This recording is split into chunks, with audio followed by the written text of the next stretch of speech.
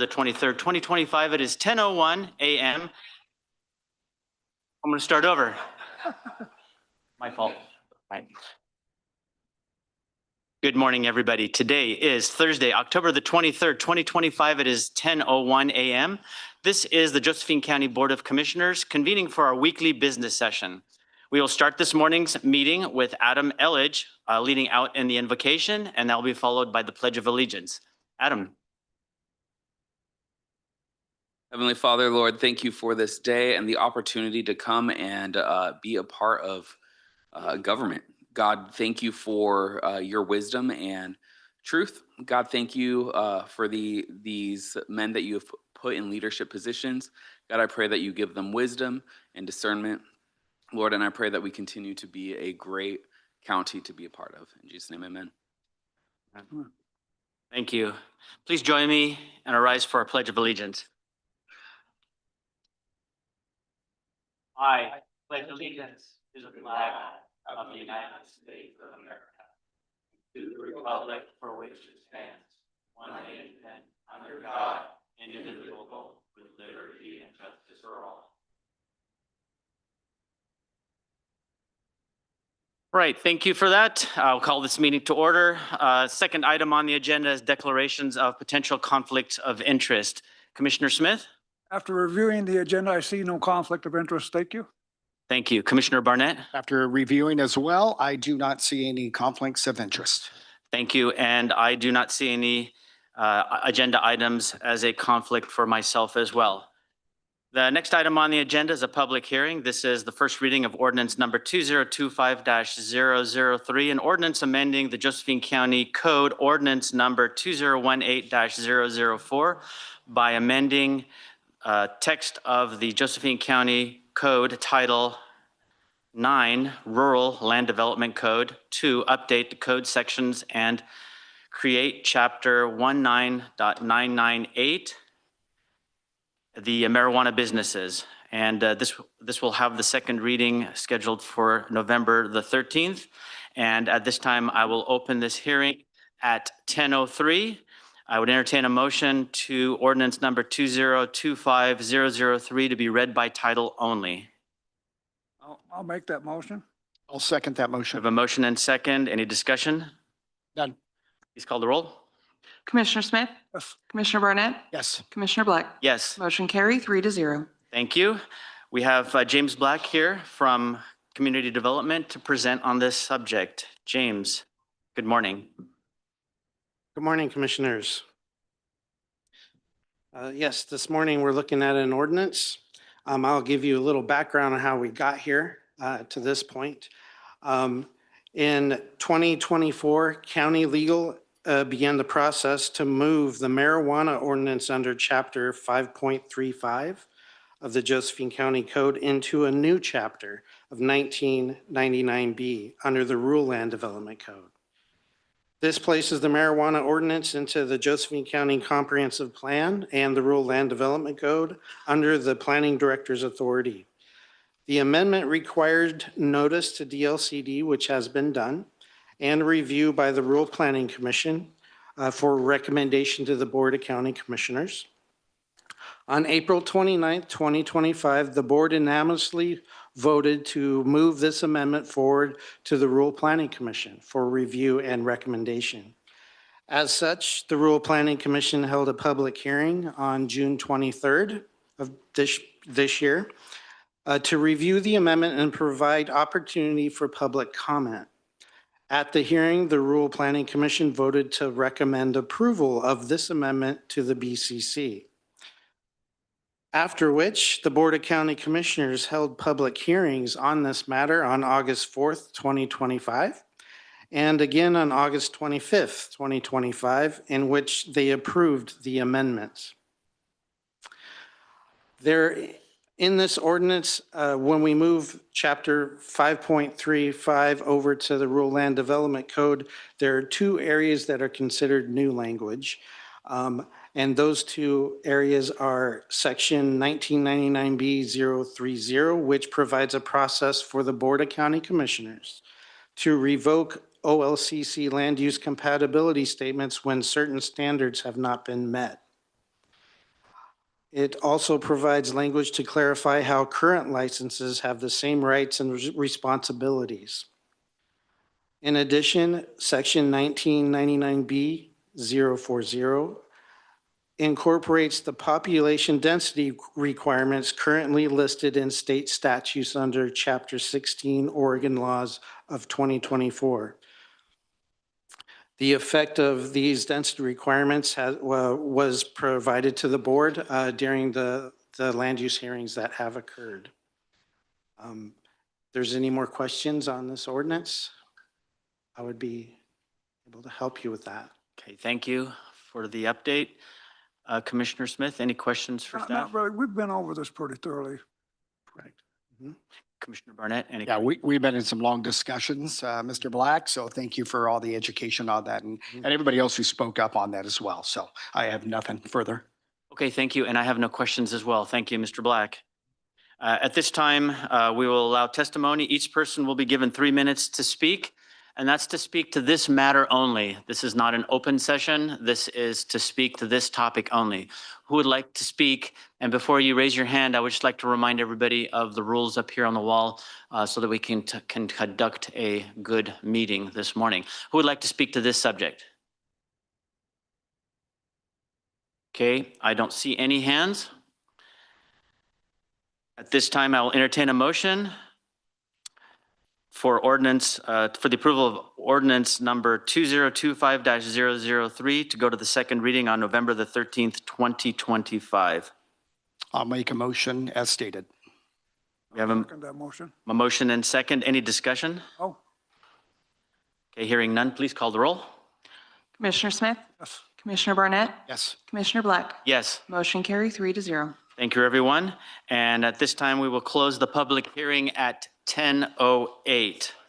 Next item on the agenda is another public hearing. This is the first reading of ordinance number 2025-004, an ordinance repealing Chapter 5.35 for the county code relating to marijuana businesses, marijuana business annual compliance certificate and regulations. And as a FYI, the second reading of this is scheduled also for November the 13th, 2025. And we will open this public hearing right now at 10:09 a.m. And I will entertain a motion right now for ordinance number 2025-004 to be read by title only. I'll make that motion. I'll second. We have a motion second. Any discussion? Oh, None. None. Thank you. Please call the roll. Commissioner Smith? yes. Commissioner Barnett? Yes. Commissioner Black? Yes, Motion carry 3-0. thank you. And I believe we have Leah Harper online to present to this. Good morning, Leah. Good morning. This is the ordinance that repeals Chapter 5.35 of the County Code. That ordinance was adopted back in 2018 to enact reasonable time, place, and manner restrictions on marijuana. And this ordinance is being transferred into Chapter 19 by the ordinance that James was just talking about. And so we need to repeal this ordinance. And also on the draft that was submitted with the packet, there is a section that is highlighted, and that will be changed to read have been instead of is being for the final draft. Okay, thank you for that. Do we have any questions, Commissioner Smith? Oh, we've been over this pretty thoroughly. Thank you. Commissioner Barnett? I agree as well. So Okay, and I don't have any questions. We've been working on this quite some time. So at this time, we will allow public testimony. Each person again will be given 3 minutes to speak, and again on this topic only. Is there anyone here this morning that would like to speak to this?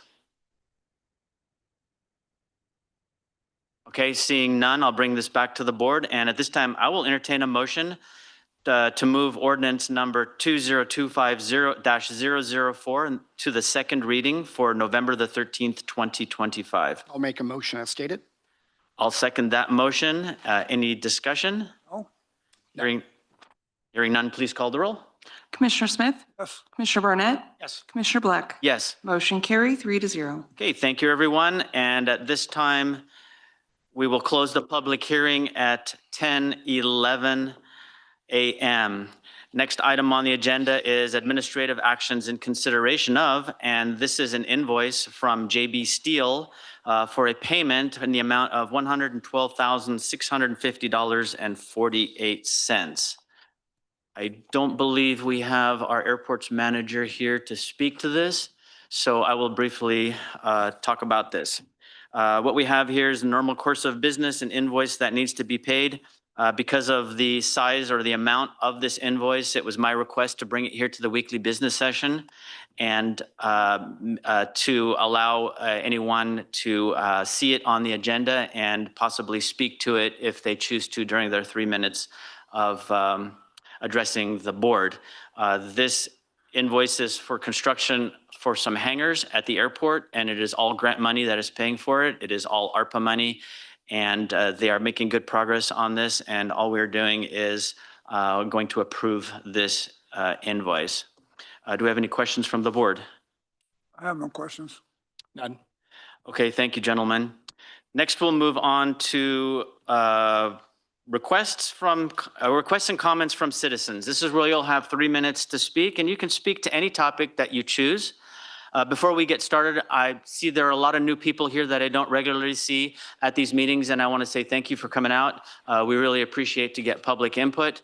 But since you have probably not been to one of these meetings before, I would just like to remind you that we have meeting rules, and they are up on the wall. If you could review them real quickly, they're so that we can keep a nice orderly meeting. I request that everybody be polite and constructive in the comments that you make.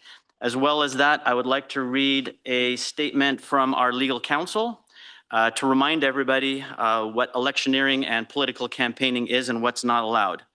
And I quote, "Business sessions are not and have never been an appropriate forum for political campaigning. Public funds enable the broadcast of these meetings, and we will not permit you to employ public funds for the purpose of advancing your political cause. We otherwise welcome your generalized comments about public policy." I just want to make sure that we all understand that. I want to make sure that we run a good and polite meeting, and I would request that of you. So with that, who would like to speak first? I see a hand in the back on the north side. Yeah, you in the blue. Holly Morton from Josephine County. First, I want to talk about the difference between what a low barrier shelter is and a managed shelter, because I think a lot of people haven't figured out the difference between those two. A low barrier shelter is one that allows people who are using drugs to come and go from a facility. And that's something that I've been opposed to from day one. Absolutely no. A managed facility is one where you have a program. People come in and the problems that they face are kind of triaged in the beginning, and they begin to have treatment within a very short period of time. And we have just voted to have a grant for a managed facility, which is something that we need. We've got hundreds of people living in our city, all over town, spreading garbage and so forth. Very sick individuals, and they are not well suited for handling their own problems. They have got to have help somewhere or another. I think we've expected Scotty to beam these guys up for the last, 7 or so years that I know of, and it never happens. They remain, the population grows, and it's been a disaster for us. So how did we get here? Terrible legislation, I would say, is a good start. Starting with a lot of the marijuana permissions from way back when, and that led to horrible results. It was a failed experiment. But then you go on to Measure 110, which was called the Drug Treatment and Recovery Act. And the minute they got us signed off on that, they removed the drug treatment and recovery aspects of that and left us with this big mess that we're looking at now. And we're all, I'm sure I speak for everybody in here, we're all angry. I came in, I get accosted on the steps. Everybody is angry. Somebody accosts you, you yell back, it's a mess. But I know that as a citizen group, if we all look down the road 5 years from now and said, how would you like to see our city? I bet you just about everybody in this room would say the same thing. We want it clean, we want it safe, we want people who have problems to be helped. I don't think that our goals are that different. The process is different. What I'm asking for now is that we need to look at the goal. What is it that we want to accomplish? And we need to work together better. I'm tired of spending these meetings that we have here talking about, we can't pray in here, we can't do this, we can't do that. Let's get laser focused on what the real problems are. This is an open meeting. We don't have a transparency problem. We're talking about it. But we need to get together and as citizens and be a little bit flexible with one another. Am I done? Anyway, that's my opinion. She forgot the timer, but thank you. And we need to get a space for this grant facility to go. Great, thank you. Do we have the clock figured out now? Okay, just want to make sure we're good to go. Okay, thank you. Who else would like to speak this morning? All right, looks like nobody else wants to speak. Well, wait, yeah. We need to be quicker on the trigger finger here, folks. We got lots of people to hear. Since you're walking this way, ma'am, please join us. My name is Terry Fry, and I've been a resident here in Grants Pass in the city for about 30 years. I have lived in the Portola, Gladiola area for nearly 25. We realize that there's a need for a managed shelter in our city. That is no surprise. We realize that it's difficult to find the right location, but that does not justify putting a homeless facility in an inappropriate location. The shelter may have rules, but those rules end at the door of the facility and where our neighborhood then begins.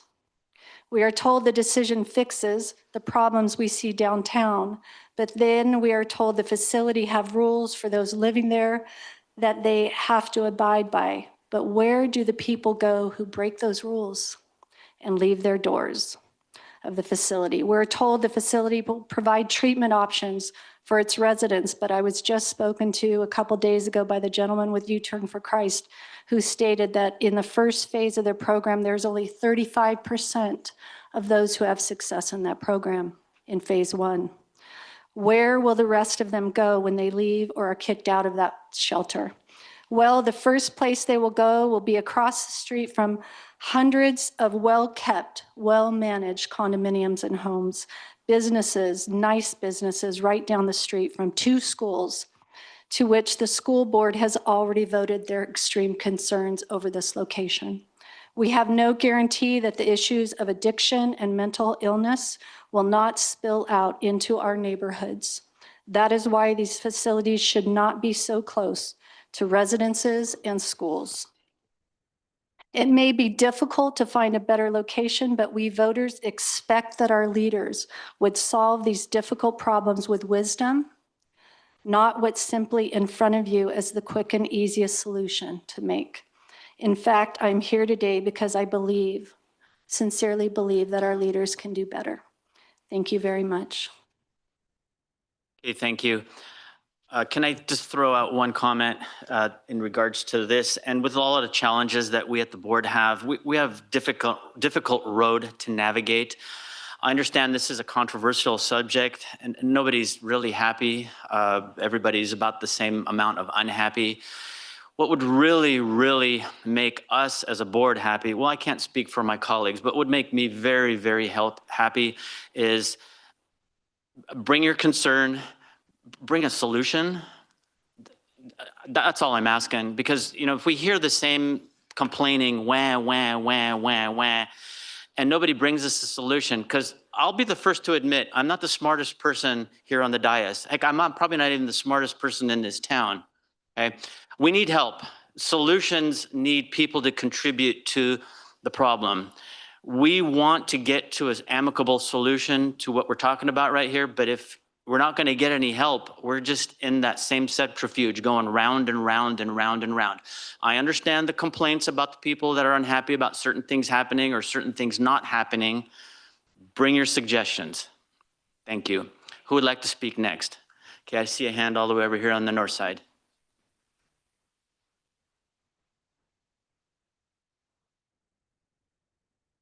Deb Bird, Josephine County. So I have some questions. What is happening out at the IV airport with the ARPA dollars in regards to the fueling station? And I have a solution. So many of us are less than happy about the Michael Sellers issues. And he's obviously in on it because never once in 2 attempts has he said, hey, I don't need nor want a raise. So let's not be condescending to the constituents. And here's my solution. That Smith and Barnett make a motion to remove Andreas as the chair, and then Smith make a motion to make Barnett the chair. There's my solution to stop a lot of the shenanigans. Thank you. Thank you. Who would like to speak again? Right here in the third row, the blue cap, dark blue. Yes, sir. Dark blue. Hi, Shoni Nelson. I honestly think the solution is, I know to me, I've always functioned this way. The law is meant to be enforced by the letter of the law. So like an example, one of the big ones for me has always been the Devil's Slide. That's where I've cleaned up. That's where I've worked with these guys from U-Turn for Christ. They're amazing.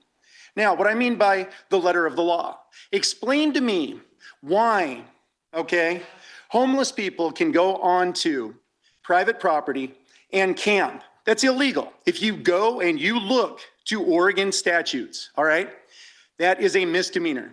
I think it's like held accountable by $1,200, but then it just doesn't end there. It ends there on those people who left all the garbage, all the bio waste, all the needles, all the hazards to our children, our animals, and our water table, okay?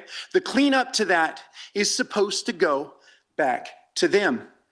Now, that doesn't matter where it's at. I personally think it's about accountability. You want a solution? It's one word. It's an easy word, okay? It's an ACC, accountability. That's what I think. And the law, zero accountability to law. People can do whatever they want. That's what they think they can do, unless they have money. If I went out and did the same thing they did, I guarantee you, I'm gonna be held accountable. Why? Because I can take out my wallet and I can afford the ticket. So then you need to make things happen to where they are accountable for that. I guarantee you they don't want to clean up after themselves. So make them do that. That is the solution. Thank you very much. Thank you, sir. I see right here in the aisle with the blue long sleeve shirt. Hi, Larry West, Grants Pass. And I want to be full disclosure. I'm a member of the church that is behind this, Calvary Chapel. And I just want to express to you some of my experiences that have been proven to me. And one is because of U-Turn to Christ and their activity in all other areas of the citizenry, this particular church, which is behind this, has an unmatched experience of delivering results. And I see it every Sunday when I'm there. And I've never seen anything like that, how you can take a non-government institution, they go to work with a different set of standards altogether, and it flat works. And I'd like to see that brought right over to this non-homeless provision that you're looking at. They provide success with solutions. One is the people involved have to go get a job. And so they're paying taxes, both city and county most of the time. A lot of them go out and start companies. That is success that we need. So they have experienced management and that work for U-Turn Christ. A lot of that management talent and experience is going to flow right over to the solution to this homeless problem. And we need that. And that's one of the things we've missed all these years, is people have done it. This organization has found a way to make it happen. So I just wanted to show my voice and brief support of moving forward with this, because it's a winning solution. It's really not going to cost the county a lot of money. And we're going to clean this mess up that we have all over town. I'm convinced of that. So thank you. Thank you, sir. We'll go to the front row over here on this side.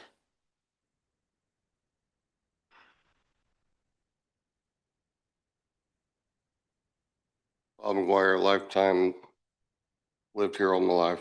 Sorry, the name again, can you say that? Bob McGuire, lived here all my life. Thank you. You know, yesterday I went down, sat down there down around that area, and only people you pretty much see walking around except around school time, but during the middle of the day, I went and got a sandwich and sat down there. And all you see is vagrants and riding their bikes and pretty much all. And I tracked a bunch of them, and it's a truthful thing of you have more vagrants living in the brush down along the railroad tracks as it is now. And when they shut J Street down, most of those people went to the down into the brush. And when you put that down there, when Jeremy and them put that down there, I think it's going to be an awesome deal. It's going to clean that up, and I feel that they're going to bring in more of those people, and also it's going to start that thing in this town to where the police are going to be able to start doing something about these people and arresting them and start dealing with the problems, because we need this in this town now, not later, now. And that's a great place. And the way they have it set up, and they're going to have the entrance down by the railroad track, the way they got it set up, I think it's awesome. It's just, you can't beat it. And it's, it's in an industrial area. Yes, across the road, it's not. Well, it used to be, but it's not quite so much anymore, but half and half it is. But it's just, we need this. And I guarantee with that being kept check, I've worked with Jeremy's people cleaning up in town and stuff, and his guys are great. He's done really great with their people.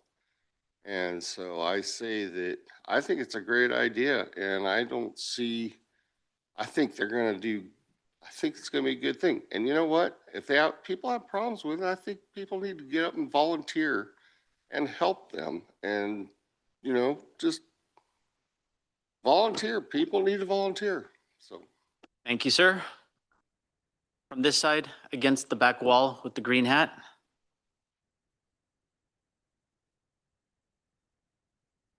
Remind everybody when you approach the lectern, give us your name and done. approximately where you live. I live in Grants Pass. I'm also a local business owner. I own a business at the corner of 6th and A. I had a whole thing written out. I'm not going to read it. You want solutions? Solutions. Not the right location. A solution is a different location. I agree that we need something other than what is happening. I see this every day. I see it every day. I see this building from my window. See it every day. I deal with the drug use. I see it. I deal with the violence. I see it. I deal with it personally, having to deflect things, just coming to work. I see the trash. I see the needles. I see the feces. I see all of that. I see the theft. Okay? Putting that somewhere so close to a school that I have a child that goes to, even if I did not, I would feel the same exact way, because I am a father, and anyone in here that is a parent, I would be absolutely baffled if they felt differently about that.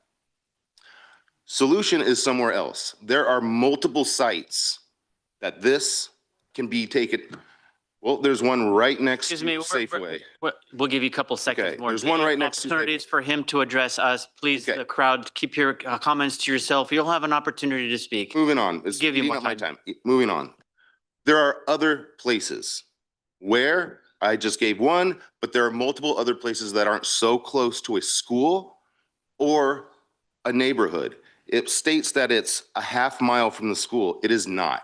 It is around 700 feet from the school. A half mile is 2,640 feet. So it is much closer than what is being stated. A different location is what we need.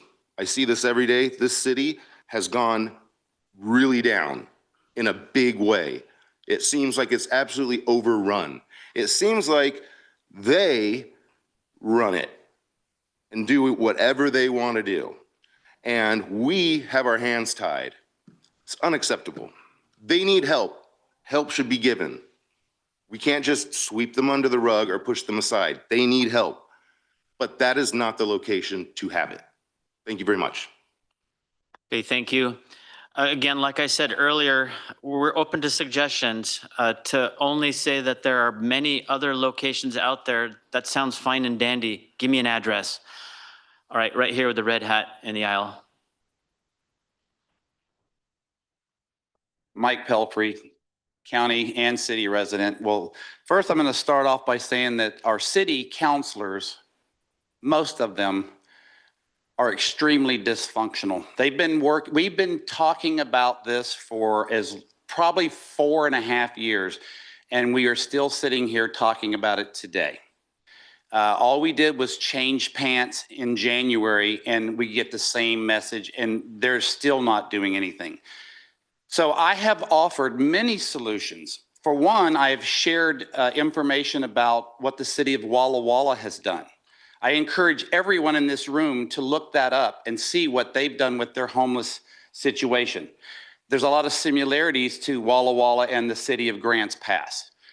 I also pulled up a map of the city limits of Grants Pass, and I'm going to tell you, this is not a very big city. So that means that there is not a lot of ideal locations for a homeless shelter. The only area in this town, in my personal opinion, that would be what I consider a viable option is somewhere off of Northeast Spalding Avenue. That is an industrial area. It checks off every single block. There's no schools. There's no anything out there. The other thing that really aggravates me is, and again, I'll talk a little bit about comparisons because I have shared this idea with our city, and that is the city is the one that needs to be leading this charge. Not that the county shouldn't be involved in some sense, but the city is the one that needs to be leading this charge. The city is the one that needs to they need to locate the property and either buy it themselves or they already own the property. It shouldn't be left up to these nonprofits or these grant recipients to do that. That makes no sense whatsoever. The city then, if they own the property, they then provide the security and the maintenance. That's it. They're out the door. Nothing else. No more grants, no more nothing. These organizations, just like the Walla Walla Alliance for the Homeless, they do their own fundraising.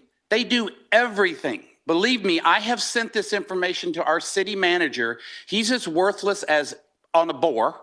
And he probably needs to be fired because he has been in charge in this city for how long? And what does this city look like?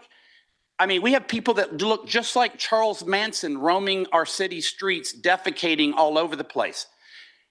I also have lost a lot of confidence in our police department because number one, these sites over here, if you want to talk about unmanaged, that is a definition of completely unmanaged. And it's right across the street from the damn police department. I'm sorry, but that's not good. Thank you, sir. We'll go to this side here next with the hand up and second to last row.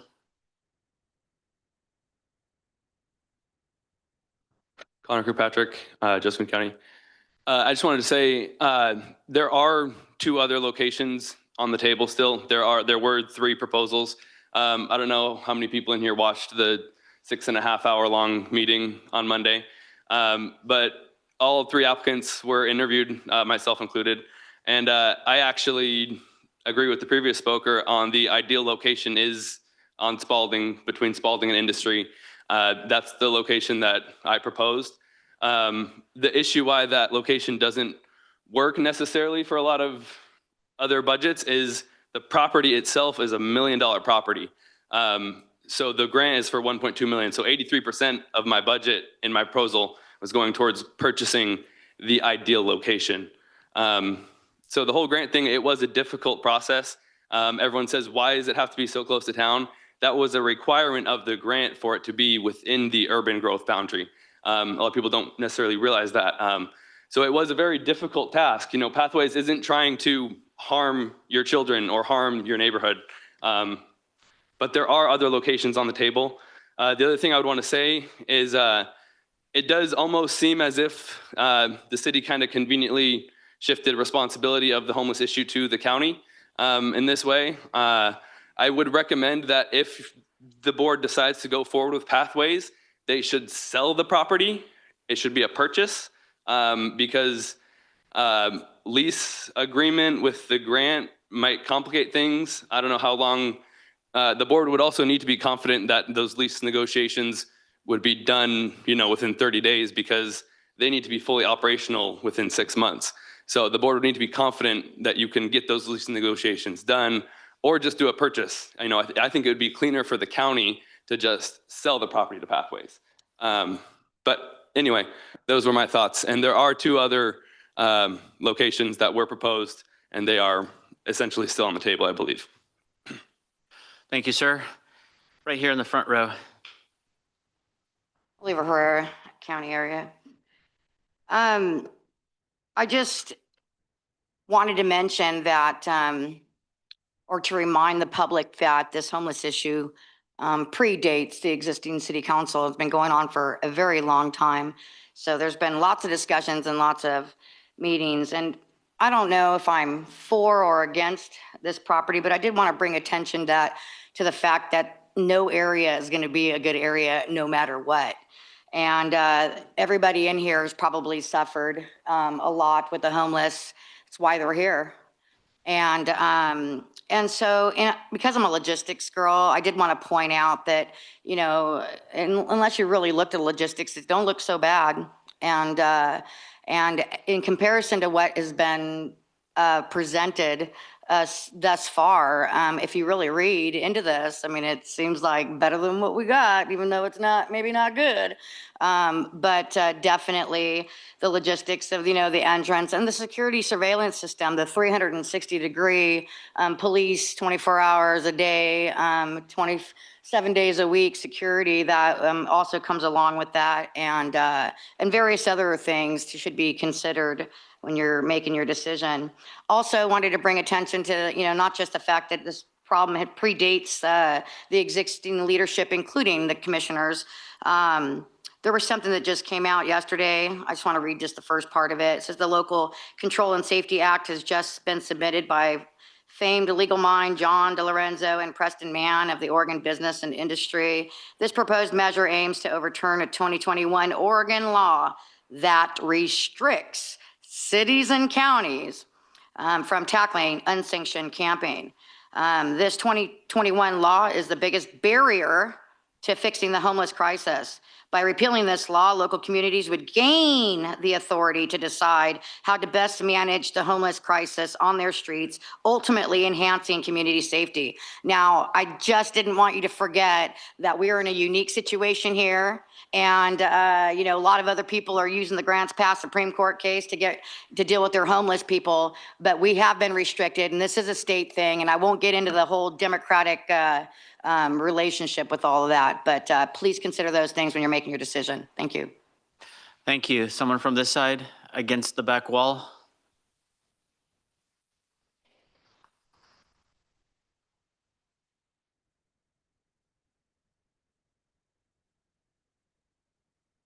Jim Goodwin, I've been a resident of Josephine County since 1977.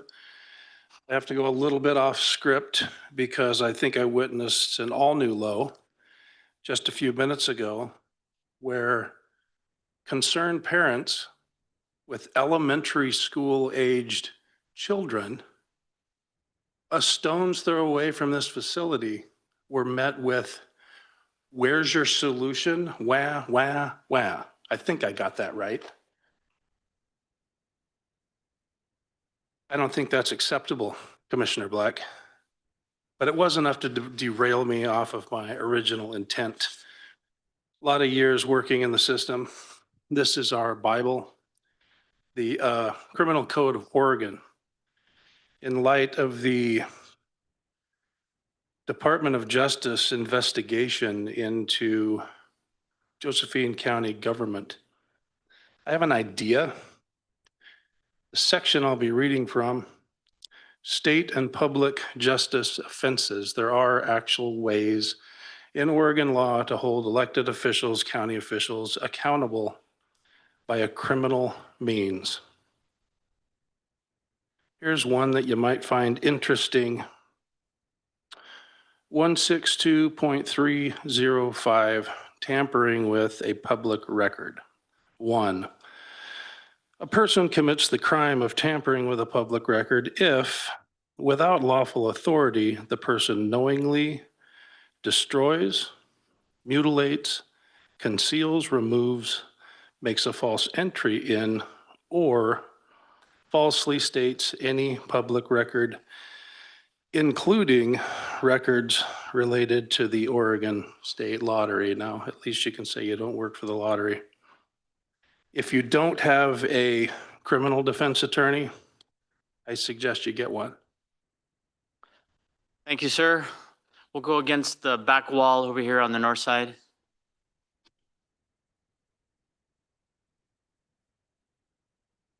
Hi, my name's Chris Sinopoli. My parents have been in town for 35 plus years. I'm a full-time resident now, almost 4 years. So I've seen a lot of Grants Pass over the decades, and I've lived many parts of the country. I do have a heart for the homeless situation that's going on here. As a follower of Jesus, I understand the motivation, what's happening here. But what I have seen, and when I talk to the people out there, the homeless community, it sounds like Grants Pass at some point in some time made this such a welcoming place for the homeless to come that I have spoken to people that have come from out of many states across the country just to come here because of how lenient and accepting they are to the homeless. And then I also was a little bit appalled. I'm glad someone said something about how I believe the city or the county, whoever has created this situation, you're now asking us for the solution. I understand you don't want to hear just complaining, but the solution, I think, needs to be, it's not something that I can sit here in this room and come up with. And you need to sit around and think and talk about this for a while, which is what I thought this side of the room was to be doing. So I really appreciate how they're trying to do what they're doing, but this particular location, I think if you just look at different locations and you were to, obviously every location there's going to be something wrong with, we understand that. But you also understand then there's going to be better and worse locations, right? Well, I believe that this particular location is just the worst of the worst. You're checking off schools, most densely populated community, businesses. There's just 3 strikes. Sorry, this location is just not going to be it, in my opinion. But as to the what the solution would be, is you cannot make such a welcoming environment for these people and then tell them that there's nowhere for them to go. That you need a solution, I understand. The plans that they're trying to do, I think, is great, but not this location, I understand. So what the solution is, though, obviously, is you need to have what they said, accountability. They can't think that they can do whatever they want and just get turned right back to another stretch of property somewhere else. That there is no rounding up or accountability, putting, you cannot just let them flow. There has to be consequences for something, and they're not going to go away. So I don't know, that's just my 2 cents. I appreciate the time. Thank you. Thank you, sir. Standing in the doorway in the back. Morning. My name is Danielle Charbonneau. I just want to make some statement about the area on N Street. In 2005, I applied to build Sequoia Village, and we did a wonderful project that even the city gave us an award in 2008. We removed a wrecking yard and we removed a huge parking for trailers. There was a school behind with a narrow passage and a dangerous roadway to the school. We rebuild them, their driveway, and we give them a turnaround at our own cost as good developer. We have expanded and cleaned up the area. And now you're asking us 20 years after that we're gonna go back to the era of the wrecking yard and the heavy truck transport and people hiding. I've been in charge of the HOA at Sequoia Village for 10 years. My worst thing in the summertime at 2 o'clock, I would get called that there was homeless people in the swimming pool. What do you think is going to happen next summer? We're the only swimming pool in this part of town that has that kind of size. The residents of Sequoia Village are proud of their area. They take care of their subdivision, and they represent today about 75 family. In addition to the Riverwood Apartment, who had done a wonderful job of remodeling their buildings, and it's another 177 families. You're asking us to deteriorate our quality of life or our safety. There's even a street in Sequoia Village called Kids Way that we created because the kids from the Riverwood Apartment would walk to the school. And that had become, you know, the nicest subdivision in the area. I do agree. I have empathy for people who have a hard time in life, you know, but you cannot take a sector that was targeted to be complex 20 years ago, having people who work together, build a nicer place, which is the pride of the city. And now you're asking us to walk back and go in those times. I mean, I could share the pain of those people, but there are other sides to be chosen. You're asking people to take a huge devaluation and the safety. And it's very, very quiet in our area, and we made it. We made it over the years. So I'm asking you to really consider that in the name of those 250 family that lives immediately around, and the school that is, you know, has a beautiful landscape now and a beautiful safety. So that's my opinion. Thank you. Thank you, sir. In the corner over here on the north side, yes, sir, with a hand up.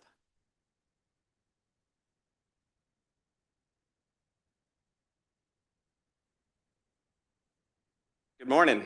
My name is Ken Hadama. Lived here for 50+ years, 40 years as a business person. I own the mini storage directly across the street from that. I will be hugely impacted on this. I'm not going to talk about all the day-to-day problems we already deal with the homeless, because I've got business partners and brothers that are going to speak to that because my time's limited. So my first point I'm going to make is nobody wants this next door to them. You have people advocating here to put it away from their door and affect people. But if you're advocating for that and you're not wanting it next to you, I don't think that should carry a lot of weight. Because if you're not willing to walk the talk and take them next to you, you should not be advocating to put them in next to your neighbors. And we've all played by the rules, and we're going to end up with this stuff impacting our schools, our businesses, and people's lives, money, everything in our neighborhood. And that's blatantly unfair. I mean, these people here have destroyed their lives. I called Keith Heck yesterday, or 2 days ago. He was the director of the Gospel Rescue Mission for decades, arguably the most experienced person with homeless in this town, arguably. And he says this will not work. It'll be a disaster.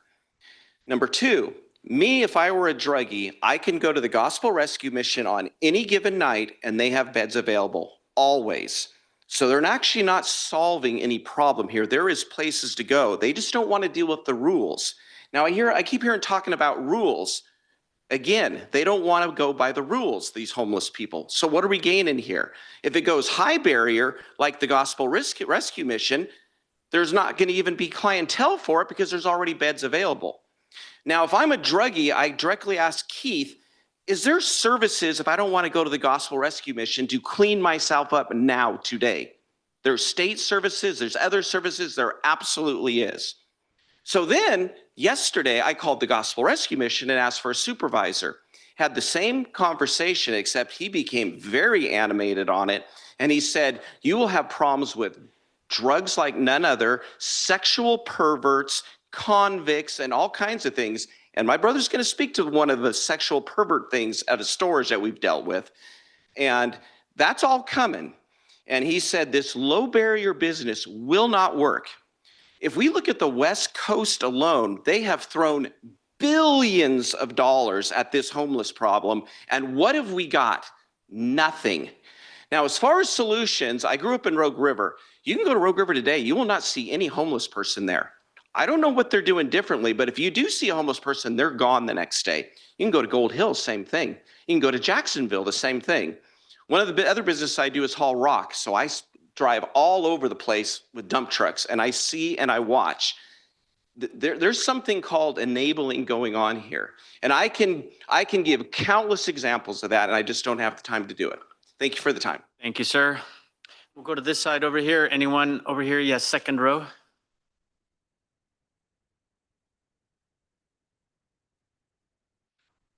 I'm Mike Servant, city resident. I could give you a long history of my perspective. I live right across from one of these camps we have right now.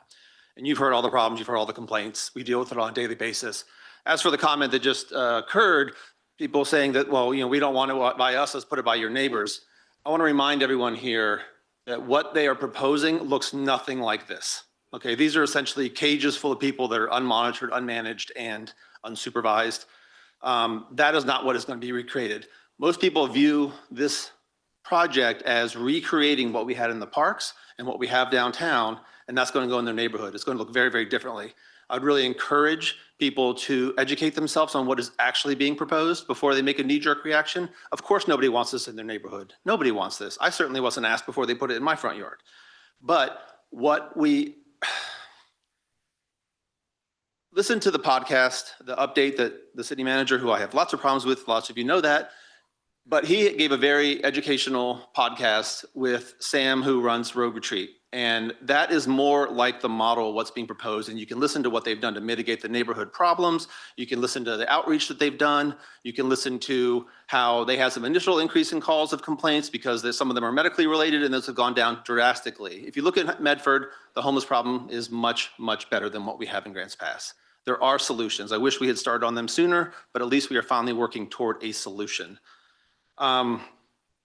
The other thing is, listen, if you haven't listened, I know it was a 6.5-hour meeting, but listen to what the Pathways presentation and the other presentations were actually proposing for this project. It is not recreating this is an unmitigated disaster.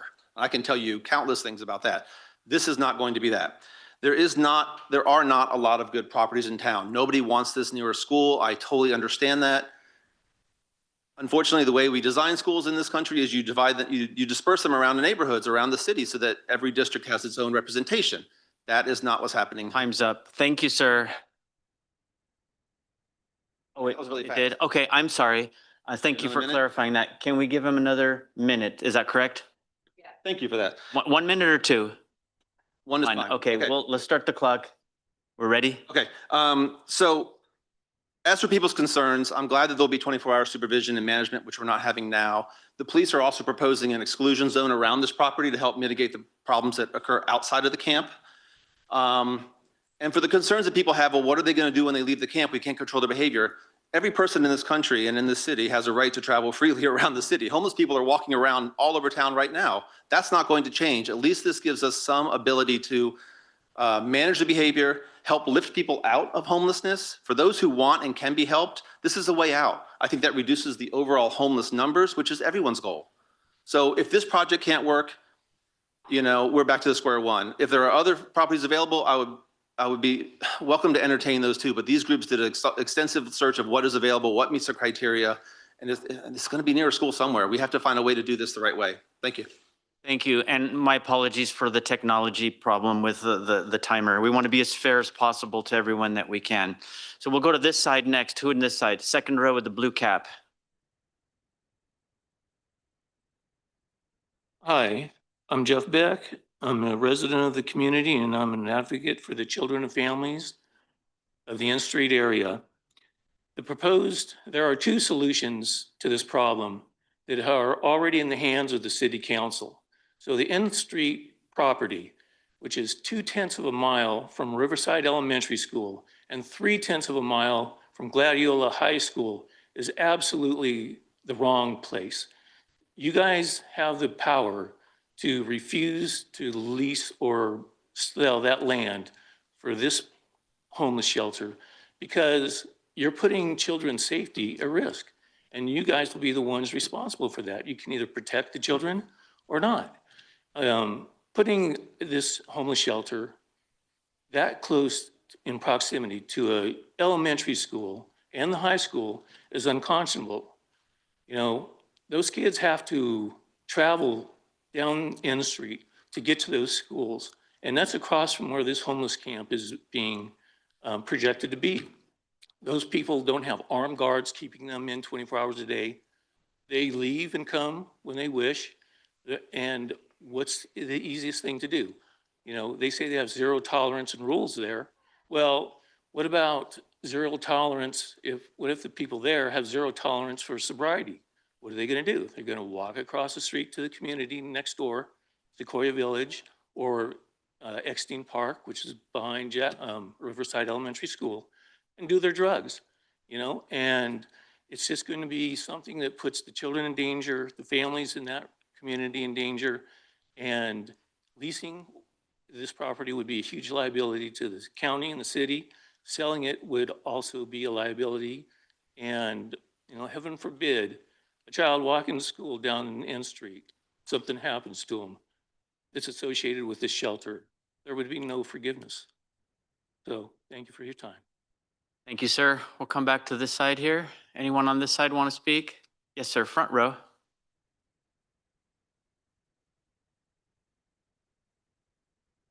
Brian Frankum, city resident. Hey, boys. I first just agree that our current situation is untenable. I think everyone in this room would agree with that. It pains me every time I drive by these camps to see the situation they're in. And from what I've read of the Pathways proposal, it looks like a good option. I just don't think the location is the best that we could do. We heard suggestion of another location. If it's really just a money thing, can we just GoFundMe or something and make it happen? You know, if there's a better location, I think we could find the money in the community somehow to make that work. But, you know, my daughters are at Riverside right now, 2 of them, and talking to other parents, Riverside already seems like they go into secure more frequently than the other elementary schools where my friends' kids go. And just bringing more population to that area, and you know, maybe it won't be an issue, but is it worth the risk? I don't think it is. And like people said, it's less than half a mile that people have been saying. It's quarter of a mile to the school boundary. 2/10. Yeah, I just think we can do better. And I understand wanting a solution. I'm not an expert on county property or city property that's available. It sounds like that research has already been done and that there's other properties and sites available, but let's make it happen. If we need to, if it's a GoFundMe, whatever, I say let's go that way and just get a better property, a better location. But I am concerned about the current location, and it, as the last gentleman said, it is your decision. It's kind of landed in your lap. Because you own or control the property, and that's unfortunate, but I ask for your consideration in that matter. Thanks. Thank you, sir. We'll go right here to the aisle with the beard. Yes, sir. Jeremy Ford, pastor with U-Turn for Christ and executive director of the Pathways to Stability. I keep hearing about security of the neighborhood, and I keep hearing about what the neighborhood is right now, how you have and how's living in the streets, how you've had to go around and clean up needles and stuff like that. And trust and believe the security of the neighborhood is our #1 priority. And I can assure you, if we do put it on N Street, your N Street will be the safest block in the neighborhood in the county of Grants Pass. One, because there'll be an exclusion zone around it, which means as of right now, the unhoused population can travel and move forth and wherever they want. We put an exclusion zone around there, that doesn't take place. We're also going to be putting security cameras like you see over here on the 6th and 7th Street camps. We talked with Jordan also, that will be by the school district, that will also be by the property with algorithms that will be feeding a live stream to the police department. If it does go to N Street, that property and that area in your neighborhood will be safer than it is right now. That's a guarantee. I'm a father myself. I get it. You know what I'm saying? And if there is a better property and a better solution, absolutely, let's go GoFundMe and let's do it. But our hands are tied according to what the county, according to what the city has regulated us to find. I guarantee if we put it in there, it's going to be a lot safer than now. You're not going to have to worry about people jumping in the pool at 2 p.m. anymore. It's going to be a 5,000-foot exclusion zone around there, a whole square mile where there's no loitering, there's no camping. And if you are caught doing that, it's a law enforcement issue and you will be cited. We've spoken with the Chief Hensman about this before. We've spoken the mayor, and that's another misconception, is that we keep having conversations with the mayor. Back in February, when we first spoke with the mayor, he said any property that we do identify will have a 5,000-foot exclusion zone around it for safety measures. So I just want to I think that we need to, and another thing, we are going to be putting together a town hall meeting very, very soon where we're going to invite everybody from the community to come and hear from the city council. And we're going to be inviting the county commissioners there, all the NGOs, all the nonprofits. We're bringing in community solutions and Built for Zero. That way you guys are informed with facts, because if you don't have the facts and you replace them with fear, and what I hear right now is a lot of fears, and I understand those fears. They're rightfully so. But I can guarantee that your neighborhood, if it does go in, will be the safest neighborhood in Grants Pass because of these measures. Thank you. Thank you, sir. I'm going to come back to this side. Yes, with the hand up in the fourth row.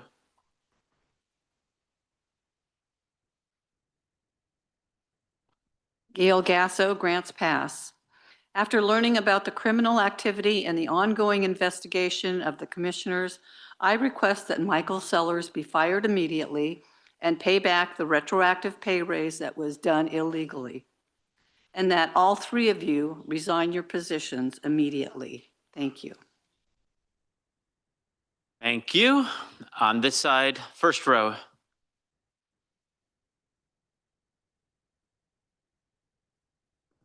Brian Weldon, county resident. I just want to reiterate, I've been a member of Park Watch now for multiple years with a lot of other people.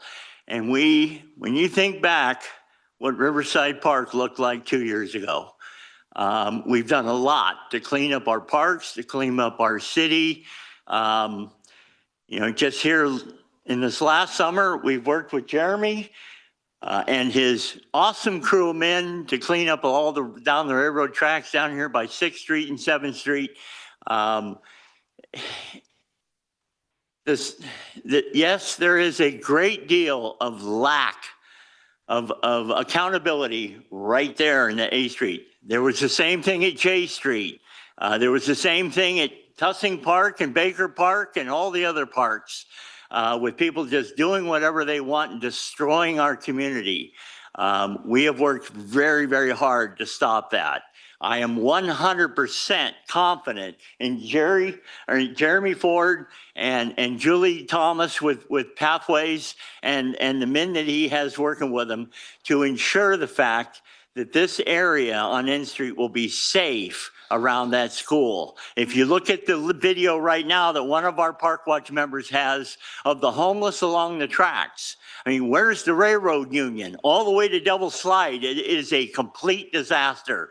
And that area down by Spalding and all down along the tracks, I guarantee you we will help Jeremy and his men and clean all that mess up that's there right now. And it will be 100% safer than it is right now, regardless of where the location is you decide. Thank you. Thank you, sir. I'll bring it back. Oh, Mr. Fitch, I saw you raise your hand. You're in the middle, so I'm left, right, we'll go to middle. Good morning. Return resident, Mr. Fitch, since 1978. Accountability is what you've been wanting and you haven't been doing it. What do you expect everybody else to be doing if you won't hold yourselves accountable? You screech about the religion like it's a tool to pass around, and you've used it to assault businesses and people in the community. In Title 18, subsection 241 is when you conspire to assault anybody in the community, but what you did is you did it in a courthouse. And it's a violation of 242, deprivation of rights. Look at me, Chris. I don't know what you're talking about, sir. All right, let's keep this civil, gentlemen. Gentlemen. I am on topic. It's about accountability. All right, one more outburst and we'll excuse you, Mr. Fitch. Please continue. Don't interrupt my time. Thank you. I am your boss and you will hear me as your boss. Right, that's it. Mr. Security, please escort this gentleman out. 241, 242. Please escort him 241, out. 242. You've had Thank you. your accountability. Next will easy lawsuit. All right, I apologize for that. As the chair here, this is my responsibility to run a good meeting this morning. My apologies for some participants not following the rules. Let's all take a nice deep breath. We'll continue on. Who from this side would like to speak next? I see with a red long sleeve shirt.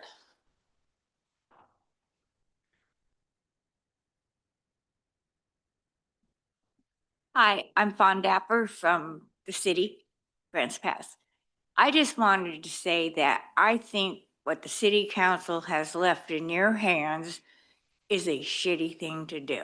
Please, let's not use vulgar language. Sorry. Thank you. They should not have given a loan to somebody before they have the property. And instead, they said, well, we're going to give you the loan. It's going to be up to the commissioners. That is not your guys' job. They need to find their property. They need to purchase it and let you guys off the hook. Not like you have nothing else to do in your world, right? So that's just my opinion about the whole matter. Sorry for the swearing. Thank you.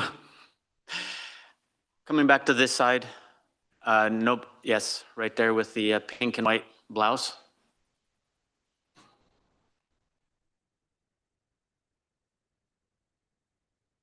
Gail Potasek, Grants Pass. This meeting took a different turn, so I'll figure out how I'm going to say this now. For several meetings in several months, there's been questions about the manner in which the commissions are conducting their business. So what I'd like to say is I'm going to talk about what I expect from elected officials. Now, I understand that only 2 of you were elected. Commissioner Blex, you were appointed, but I expect exactly the same thing from you. The first thing I expect is truth. The second thing I expect is transparency. And the third thing I expect from elected officials is to follow the law. Many other things I expect of you, but I'm going to leave that right now so I can get to the rest of it. So it must be hard for you serving in a small community where citizens you represent have access to you. While elected officials in Washington have the luxury of lying in front of the nation knowing they will not have to sit mere yards from their constituents, you do not. Cliff Bentz is a perfect example. When he comes to the area, refuses to have town hall meetings. But you have to sit while we tell you what we think and what we see.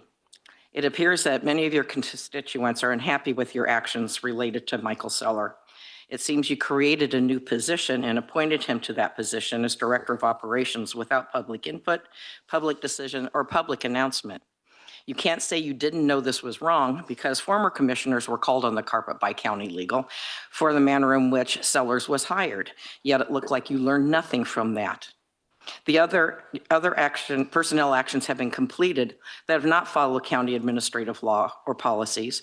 And when it was discovered through lawful requests for public documents, many of them have gone unanswered for months, and when received, they were incomplete. Your conduct has been so bad related to legal and policy violations that the county legal counsel, Wally Hicks, had to issue a memo on October 1st to all elected officials and county managers, warning them of their personal liability that could result for not following proper laws and policies for personnel actions. Now, I know you're going to say, well, that wasn't directed at us personally. Well, not completely, but it covers your activities. Now, getting back to my list of 3 things I expect truth, transparency, and following your laws. Well, your constituents are here telling you that they see you lie, and they are telling you that they hear you lie.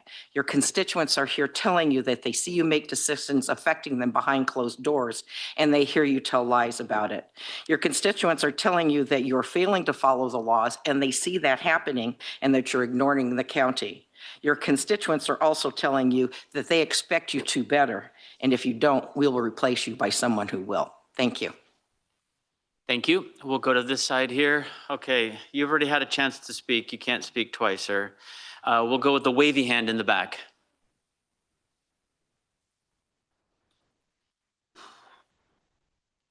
My name's Ted Holman. I've been in Grants Pass for a couple of years. I have a business on Gladiola that would be directly affected by this. First thing I'd like to say is that when you did the wah-wah thing, I was kind of put off by it, but I've just listened to the rest of these folks and I understand why you did it. The thing that bothers me the most is that people are talking about that this is going to be secure and it's going to be a good program and it will succeed. And I heard a gentleman say that he used the word guarantee. Guarantee is a real interesting word. I would like to know who's going to be responsible if this doesn't work out. Who's going to be liable if this program goes in place, gets moved down there, and it destroys the neighborhood, causes property damage, and who's going to pay for this in the event of a lawsuit? The police are already overwhelmed with what they have to do. How can you have what was the word? What does that mean? That someone is going to be told they can't walk on private or public property? That they can't? That's illegal. I mean, I can walk anywhere I want, so can you. How can you tell anyone that they can't walk on a piece of pavement? It's going to be another lawsuit. This whole thing is just, it's not well thought out. I don't have a solution, and I understand your feelings also. But I'd like to know who's going to be the one who's accountable when this doesn't work. That's it. Thank you. Thank you, sir. Back to this side here with the Dodgers hat.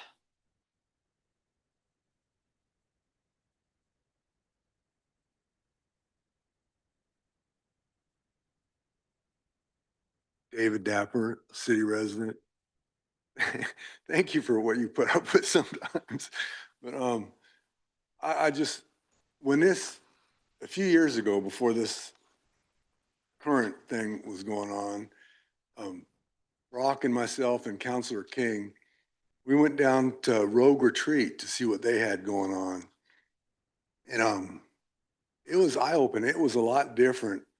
And I would recommend that we get together, whoever wants to go, and they'll speak to you and show you what they have. And, you can check out the neighbors in the neighborhood. And hey, I wouldn't want it next to me. We dealt with it living by Tussin Park, but it was different than it's a lot different than what we saw when we went down there. But let's organize a trip and let people go down there and see if that assuages their concerns or not.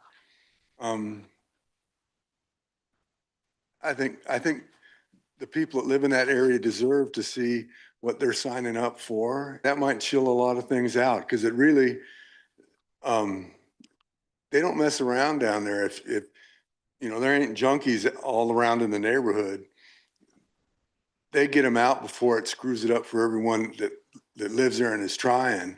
And they have a thing where they have to earn their way up by participating in the program. It isn't just a flop house. But then again, I understand the concerns, but maybe that would solve the concerns if we organize a time, contact Rogue Retreat, and have a bunch of us go down there and meet with them and see what's going on, and see for ourselves instead of wondering or hearing. See for ourselves. Anyway, thank you. Thank you, sir. We'll come back to this side here, the south side. Anyone here against the back wall, sir?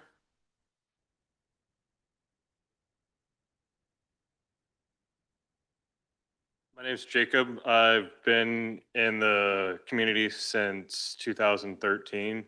My family moved from Salem, where they have a homeless camp set up like what U-Turn for Christ is trying to do, right next to the high school that I went to school at in North Salem.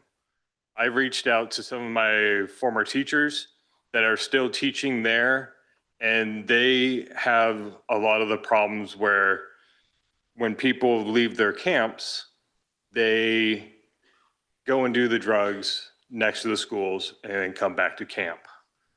To the point to where the Salem Police Department is put a substation over by North Salem High School. My biggest concern as not only someone who lives in the Sequoia Village is the safety of the children. And one thing that people aren't bringing up is how close it is to the BMX track also. Yes, it's a little bit further away than the high school, the elementary school, the Head Start, the daycares, the park, but everybody's not thinking about the other side of that too. My suggestion, as what you guys were looking for, would be, there's the property that we have right next to Southgate Cinemas. It's close to the hospital. It's close to Women's Health Center. It's close to options for mental health treatment. It's close to bus lines. It's close to grocery stores where you have spots where they can get all of their food stamps needs. You're over by, well, whatever someone needs is very, Can we please show some respect, people? whatever someone needs, they will have access to over there. And it's not close to a school. It's somewhat in a residential, somewhat in a commercial, but somewhat in a residential area also. But they also have 8-foot walls dividing that residential area from the commercial side. I think it'd be a great spot. You know, I've heard people talk about that it was tried to be placed over on Vine Street, and that was asked not to have it be put there by the city council, by people at the city council meeting. Like I said, my biggest concern is just the safety of the children. I agree with U-Turn. I like their theory of what they're doing. We just need to place it possibly in another location. There's the one, like I said, by Southgate, and the one right next to the bank across the street, right there on the highway. That is also an empty lot that could be used too. Hey, sir, before you leave, can you be more specific with that second location that you gave That us? second location is right there across from Verizon and kitty corner of Dairy Queen. It's an open, empty lot. Up here on 6th? No, it's over by the fairgrounds. So it's on the corner of the fairgrounds. Right across from Dutch Bros on Redwood Highway there. Yeah, Big empty lot's been for sale for years. yeah, That yeah. used to be an RV place a long time ago. Yeah, yeah. Safeway at one point in time looked at buying it and denied it, and so did Petco. Thank you. Thank you for tangible suggestions. All right, we'll go back to this side here, front row. Hello, Brock Spurgeon, Grants Pass resident. Everybody's making good points here. I've got a few things I'd like to bring up. One is I think everybody should Google Rogue Retreat. As David said, we did a tour there a couple years ago. It was eye-opening. Okay, so you're not going to understand exactly what Jeremy's putting out until you take a look at this. From what I hear, there's going to be a privacy fence around this property on N Street. You're not going to see the people. You're not going to see what's going on inside there. Besides that point, I really want to state that we're here to support Jeremy and Pathways. We've been working with them now for over a year, cleaning up our town and our parks. Every time we ask him if he wants to help us do a cleanup, he throws 15 to 17 guys at us. And we go through the town and we just do a really good cleanup. Last Saturday, I went with them, with U-Turn up to the Devil Slide area. We're cleaning up Devil Slide. So I support Jeremy and what he does. The people we're working with are fresh off the street. They're fresh off drugs. And he's got them out there working for their dignity and paying back to this community. And that means something. As far as that property over there, I do a lot of videos. And a couple months ago, I went and walked from the Spalding Mill down the tracks to behind M Street.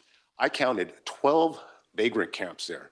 Heavy duty, tons and tons of garbage out there. It's unbelievable. I brought a video. I don't think it's going to get showed. If anybody want to take a walk with me down there, I'll take you on a tour. You've got tons of vagrants out there right now. They're all over that area. They're living right. The poop that you guys are finding is from those people living over there. So if we can get this camp here, we'll go through that, the treats, we'll clean all that us ourselves. We'll clean it all up, Jeremy's crew and our crew. I believe what Jeremy says, that'll be a safer area if we can get some structure there and some rules, right? We're talking about accountability. That's what Jeremy's putting forth. Okay, this is not a handout, it's a hand up. All these people have to work their butts off to go through his system. Look at Rogue Retreat. Okay, that's what we're looking at here. So I understand what people talk about with their kids and children's safety. That's how Park Watch was formed 3 years ago. We were worried about children. We were worried about families. We wanted to be in the park. So we've been working our butts off every weekend for 3 years now. We'll be working this weekend. I'll be headed back up to Devil's Slide with Jeremy's guys. I'm offering my time to go clean up the tracks next to everybody's businesses over here. Okay, Jeremy needs some support. We've been talking 10 years ago, Rogue Retreat came to this town and offered to set up a camp. I think they picked 3 different places and we said, no, no, no, they left. And then we ended up with everybody in the parks. We ended up with these camps down here because everybody said no. Vine Street was optional. They said no to Vine Street. Every single place they pick out, somebody's gonna say no. When are we gonna bite the bullet? Thank you, sir. Thank you. We'll go back to this side here. We have anybody left here? I'll close this side off. We'll go to this side, and we've got the hand up. Yes, sir. Blue cap, dark blue cap. Hi there, my name's Christian Hudema. We own the business directly across from the proposed location of the site. I just want to bring up the safety concerns of that location. My family and I, we built that storage from the ground up ourselves. I've spent a considerable amount of time there at that location. The amount of wrecks that we see on that specific corner is mind-boggling.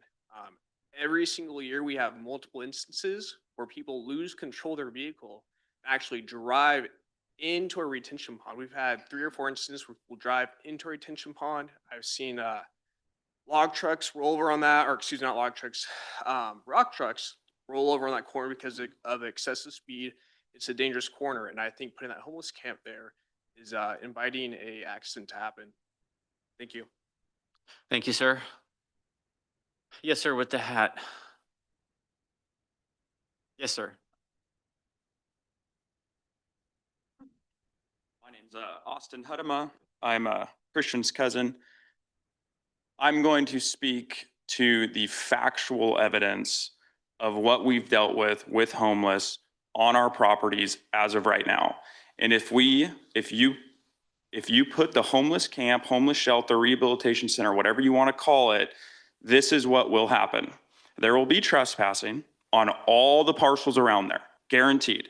There will be, we've had issues where people tailgate and then are living in our physical units, vacant units.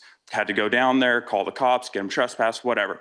Sex in vehicles, sex on the premises. That is something that happens. These people are wigged out of their minds. They don't even know what they're doing, right?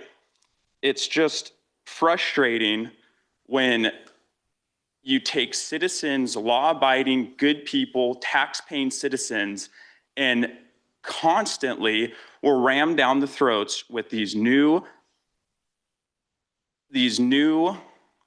businesses, nonprofits that want to help the solution. To Ken's point, my uncle, we have seen billions of dollars in infrastructure put into the homeless all up and down the West Coast, and it's only gotten worse. The legislation that is passed up in Salem only enables it. So for us, it's like enough's enough. We've given them 2 prime pieces of real estate as of right now. We don't need to give them a 3rd one. As far as you've asked for solutions, and I understand, you know, Commissioner Bleck, you don't want to hear all of us just sit up here and complain and wah, wah, wah. But at the point, you guys are elected to make these decisions, okay? The county owns multiple parcels in the county that you could, Jeremy, with U-Turn for Christ, is saying it's going to take $3 million to be put into this proposed location before it's up and going. Do you know what you could do with $3 million on a county parcel that's nobody's around, with security and fences and everything they're proposing right here in town? A lot. Go set it up in the county where it affects nobody. Truck them out there, put them in there, you know, if they want out, whatever, let them go. I don't know. But it's just like, for us to keep having to bend, it's unacceptable. And it's like, no, enough's enough. So, thank you. Thank you, sir. Since this side is done, yeah, against the back wall.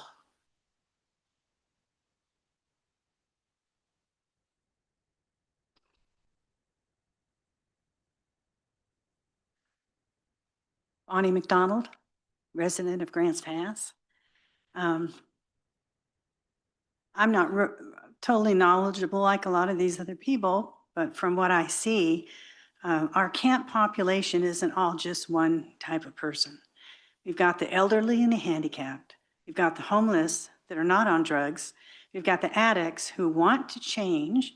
And then we have the drug addicts that don't want to change. And I believe most homeless people want a safe place with law and order. And that's what they're offering, I believe. The Gospel Rescue Mission is in the process of building a tiny home village for the elderly and the handicapped to be safe. This camp would be a safe place for them until that is ready. Homelessness, not on drugs, a safe place of law and order until they can find employment and move out. It's kind of a stepping stone. Addicts who want to change, it would be a safe place of law and order, help and encouragement to get out of the drug addiction trap, and a way to work and regain their self-esteem. Drug addicts that don't want help, sorry, we can't help you. They're probably going to eventually just move away. A work program that focuses on cleaning up all the brush along the railroad tracks. I mean, they've already proven that they've been out there cleaning everything up for us. If we can negotiate with the railroads to let us have access to the railroad tracks, they could go out there and clean that all up for us.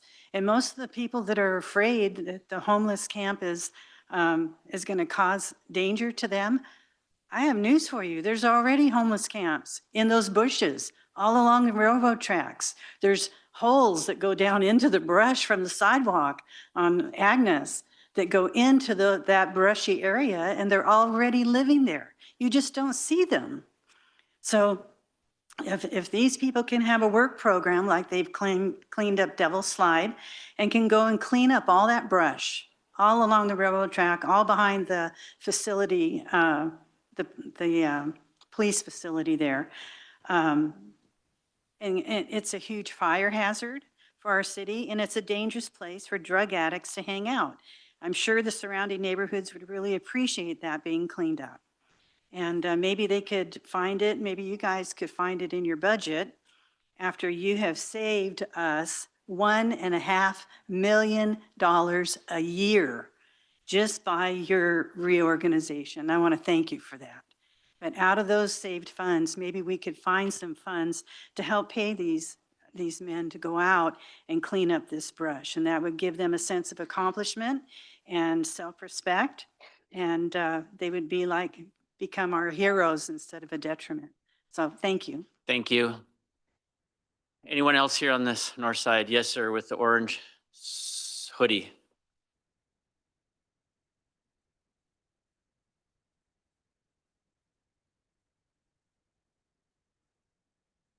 Jim Hudema, business owner across the street with the storage.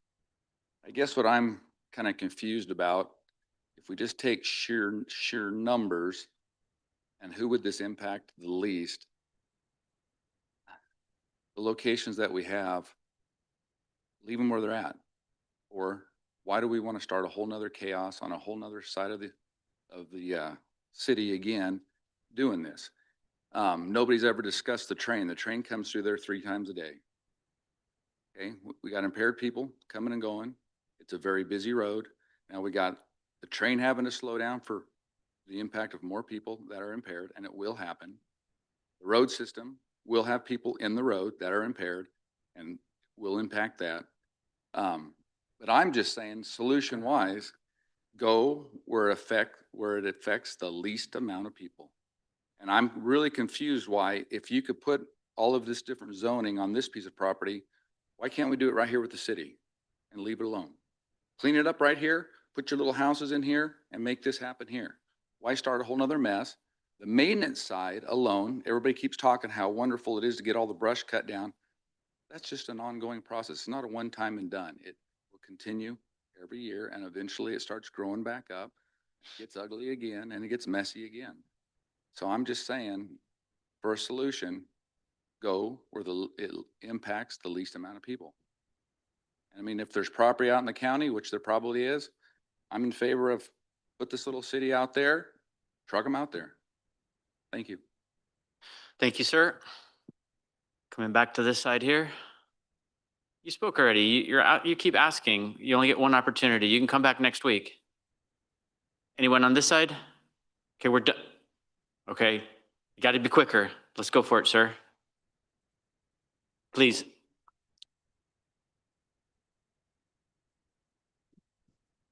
Good morning, gentlemen. Hamid Shakiri, county resident.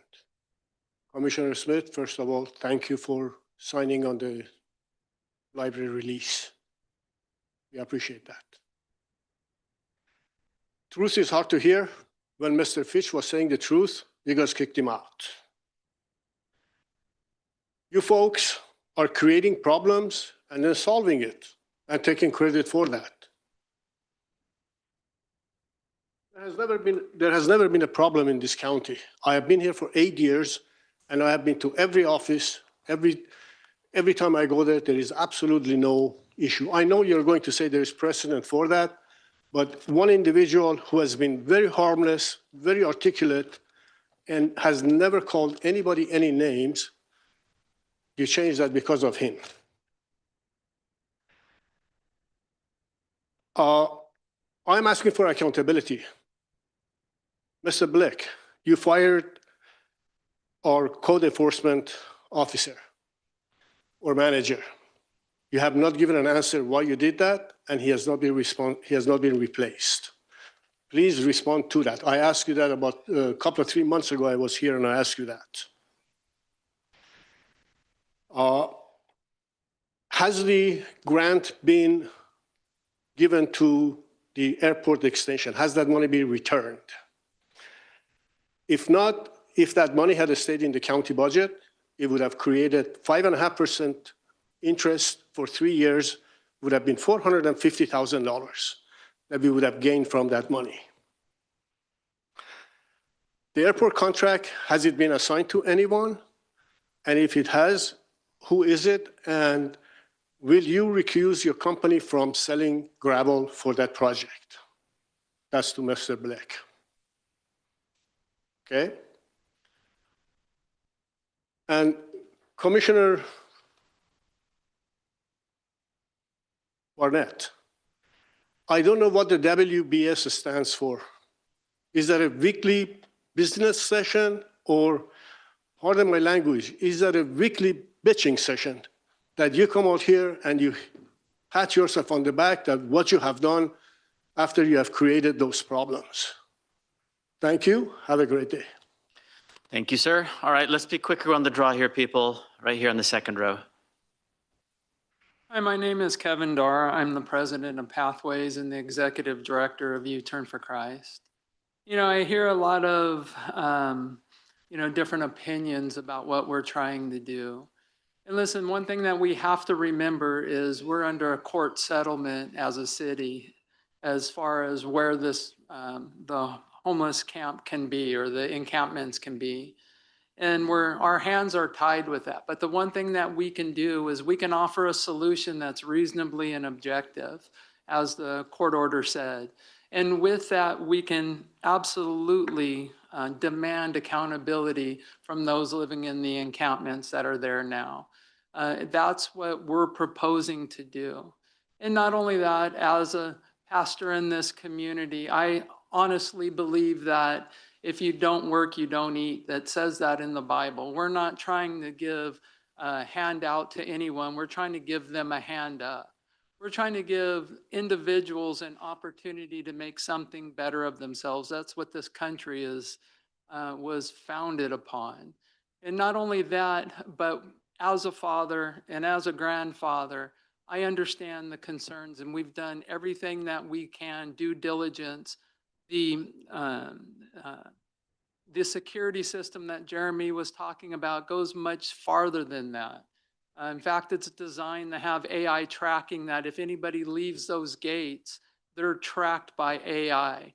And not only that, I personally asked the security company if the residents around there or a committee of the residents would be able to have access to those cameras so they could see the comings and goings on. We're concerned, yes, but we're just as concerned about what these encampments do. They're inhumane, they're an eyesore. And if you're looking to come into this community to raise a family or start a business or do something like that, you drive by 6th or 7th, you're going to look someplace else. We've done our due diligence as far as talking with Sam at Rogue Retreat. It works in their facility right across the street from a daycare or elementary school. I forget which one it is, and they've never had a problem.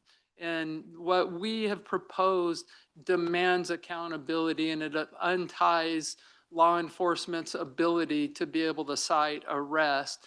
And for us, we have the data collecting capability that if they are not originally from our city, to get them out.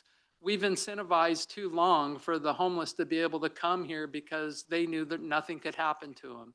That can change. And that's what we offer. We offer a humane, we offer a solution to all of this. And as it was stated many times, there's never going to be a perfect location. Thank you very much for your time. Thank you, sir. No applause, please. No applause. This is not the right time. All right, anybody left on this side? Last call, last call. All right, you came in late. I'll allow you to come on up. Kevin Swiger, resident Grants Pass.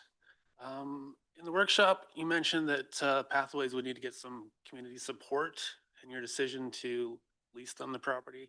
Just wanted to point out there's some support here. Handful of people have spoken on his behalf. I've started a petition opposing this, and just want to let you know there's over 850 signatures on that petition. You've all been emailed a copy of that. Our concern in that part of the community is the last PIT that I saw on the number of homeless is 500 to 600 in the city, I believe. And if this houses 150, where are the rest of those homeless going to go? If they're kicked out of the camps, it just seems that they're all going to migrate to that area. And that's our concern. There's discussion of 500 feet exclusion zone. They won't be allowed there. I don't think that's accurate. I think there's a 3-strike system. They have to be caught doing something, and then it goes to a judge to decide that they can't be in that exclusion zone. And the school is just outside of that exclusion zone. So that's a concern also. Just wanted to point that out. Thank you for listening. Thank you, sir. All right, one last call. Let's not wait. One last call. All right, that's it. I'll bring this back to the board. Thank you, everyone. I would like to make one suggestion to my colleagues here. We've had a lot of testimony and discussion about a particular property that the county owns on N Street. We have on the agenda a discussion further down specifically about that property.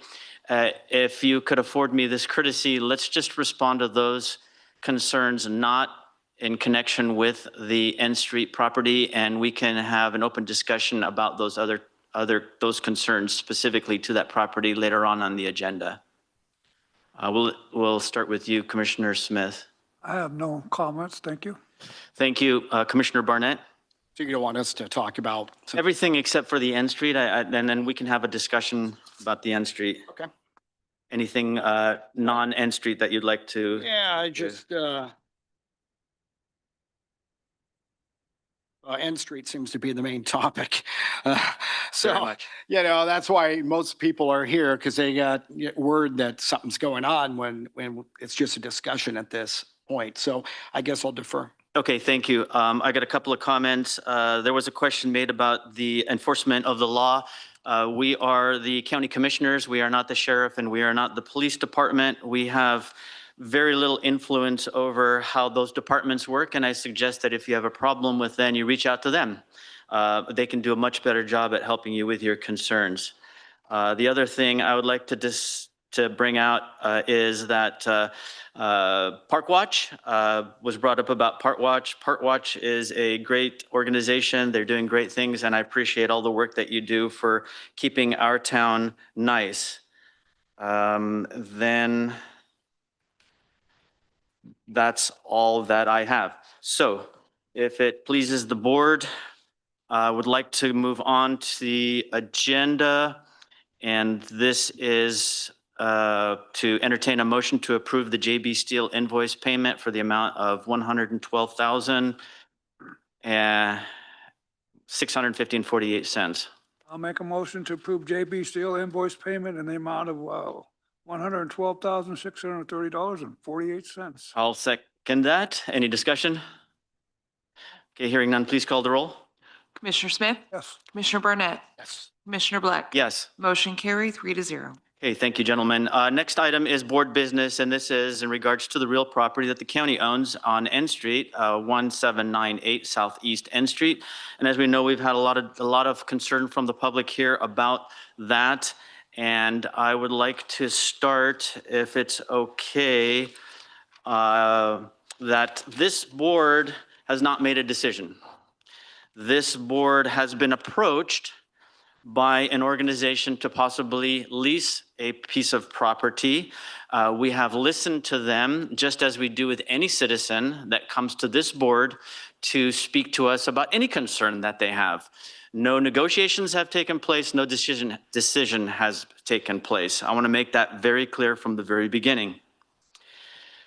Although the homeless issue, or let's call them non-law-abiding citizens, is a problem. It is a problem for all of us. The city is in the county. It is a problem of the city and is also a problem of the county. I believe that we are partners in resolving this issue, although I don't believe that it is a 50-50. I think I speak for my colleagues here in that we would like to help the city in any way that we can help resolve this issue. In my mind, I think that the city's take on this is probably around 80% of the responsibility, and I think about 20% is the county's responsibility. That's my personal opinion. I'm not speaking for my colleagues right here that are with me. With that, I just wanted to make sure that we understood that no decision has been made, and this has been foisted or left at our doorstep here just a few days ago. And I want to make sure that everybody knows that. The city's been working on this for a long time, and the county has been watching, and we've been supportive, but this has just come to our doorstep a few days ago, okay? I'll reiterate that, a few days ago, okay? With that, I just wanted to put out that information first before we get started any discussion. I also want to make sure that everybody knows, and I think that everybody here does not know, that we do not deliberate. We do not go and discuss things. We have only talked about this issue at two administrative workshops, one where it was not noticed and it was brought up under other in the agenda, and another one where it was put on the agenda where this applicant proposed an idea. The reason that we have this on the agenda today as board business is to have a discussion. We do not discuss this business because we're precluded from doing so.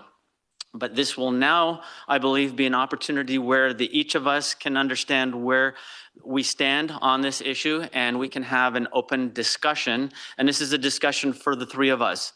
We will be discussing this at our pace, at our desire, and this is not an opportunity for people from the audience to interject, to raise their hand or ask questions or think that they have an answer that they might want to give us. This is an opportunity for us to discuss this. Because remember, we have no other opportunity to discuss this as a board. We don't have an opportunity outside of a public meeting scenario. So I hope I explained that right, and I don't want to put you, Commissioner Smith, on the hot seat to start. So if you would like to start, or if Commissioner Barnett, I would like this just to be an open discussion between the three of us so that we can understand what our thoughts are and moving forward. I'll give my opinion on this issue. I'm supportive of solving the homeless problem, and I'm supportive if anybody has solutions for that. Do I think this location is a good location? No, I think it's a poor location. It's 650 feet. If you want to Google Earth it, you can measure it. It's 650 feet from Riverside School. It's across the street from the largest apartment complex in Josephine County. It's on a dangerous curve. I think it's a poor location. I support the idea of solving the homeless problem. I just think there's better locations. I just don't believe this location is going to work. I think it's going to be a fiasco in the workings. But let's find a solution. I think there's other properties that we can look at. I just don't believe this one on N Street, close to Riverside School, close to Gladiola High School, and close to that apartment complex is a good choice. And that's all I'm going to say about it. Thank you. Okay, thank you, Commissioner Smith. And again, this is a discussion, so if you have something else that you'd like to add in on the discussion as we move forward, you're more than welcome to. Commissioner Barnett. Yeah, this is what governance is all about. Public opinion, getting involved, giving feedback. And for those people that don't think that we're engaged, we are. And that's why we're doing this. Look, we're the target of, oh, the county's going to do something. No, we're not. We haven't done anything but listen to the people. When an idea came up, that's what it was, an idea. Is it our obligation to listen for you? Absolutely. Because anybody could come to us with any idea and present it. It's the American way. Go ahead, pitch an idea. And then an idea for solving a problem that the city has been introduced. Not just once, but twice at an admin meeting where we've invited Pathways to explain their program because right away people think it's a homeless camp. I got educated. I've talked to other people too, and they've got educated. This could be the solution that Grants Pass is looking for. Remember, the county has nothing to do with this. This is a city issue. Are we partners? Like Commissioner Bleck said, yeah, we're trying to help. But what can we do? This so happens to be one piece of property that's within the city limits that's called county. This homeless camp cannot be put in the county. Let me reiterate that. It cannot be in the county. We own tons of property in the county. I would love for it to be in the county. Can't. Because these judges and attorneys have said it's got to be within the city limits. Nobody's blaming the judges or the attorneys on this. They're blaming the city officials and everybody else to figure it out when really the problem was already told that you better find a solution or we're going to have these eyesores in our town. I grew up here. This has never been an issue in our town except for the last 6-7 years. Seen it just get worse and worse. I want to find a solution for you. That's why a lot of you guys elected us in. We do care about our community. We're not just somebody that was, hey, I think that'd be a cool job to do. Are you kidding me? Are you kidding me? We're trying to work for you, but you got to give us a chance to understand, weigh things out, which I've been doing and my colleagues have been doing. We weigh things out. For the people, by the people, I believe in that. That's why we're doing this. And that's why it's important that everybody gets involved in this. This is a community issue. And the community needs to roundabout and stop pointing fingers to blame because it's so quick to go on Facebook and bitch and complain. I'm so tired of it. Everybody firing everybody up on a keyboard warrior mentality and not getting any results, not solutions anyway. But here we are, we're the county, we're going to solve the city's issues. No, we're partners. We back everybody that got elected in because the people voted those people in. So let's give them a chance to figure out a solution. However, is it the city's problem or is it a community issue problem? Should we be getting all more involved? Because I see some organizations that have stepped up to try to come up with a solution. Pathway stepped up, Connor stepped up, some other people in this room have stepped up. But everybody just wants to point the finger. And I'm like, hey, public opinion is so important. That's why I wanted to run as county commissioner, to do public opinion more, to weigh things out more, not be a dictator and just say that's the way it is. No. We brought back the 4-H program in the library, just 2 examples of public opinion. Previous administration took some programs or caused some issues. I'm just going to say it like it is. We got elected in and we're unraveling some problems that the people really wanted. They wanted a library, they wanted 4-H, they wanted extension. And I went to bat to say, how can we bring those back? How can we build that gap, right? We did it. How do we solve the sheriff issue with 24/7 patrols? School resource officer, we did it. We're doing damn good things. And for these people to come up and say negative stuff about us week after week, who I don't even know, I know people, trust me, I know the people that are in this community working, paying their taxes, getting involved in community events. And how dare those people that don't do a damn thing come up here and yell at us and point fingers. Be gone. Be gone. You didn't vote for us anyway, be gone, right? That's the way it seems like. You work for all of us. Yeah, we listen to all of you, but let's be nice about it. Give those people a chance that got voted in to work for you. And I have to say, public opinion is important. Thank you. I've heard you loud and clear already.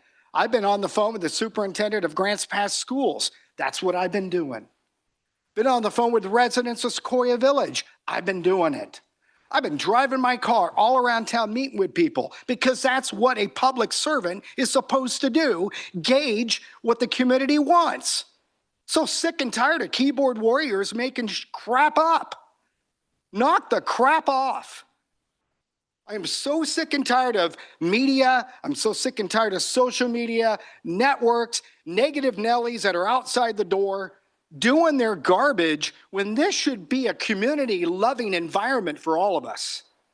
Yeah, you know who I'm talking to. Those people know who they are. And I'm sorry I'm upset, but I've had enough of people being mean in my town. I grew up here, graduated here, served the military here. I protect this community like no other. I protect you in a heartbeat. And that's the difference between service before self.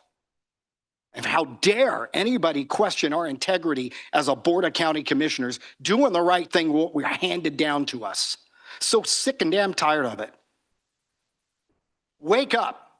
The people you elected are working hard for you, harder than I've seen in a long time. And that's why we raised our hand to serve.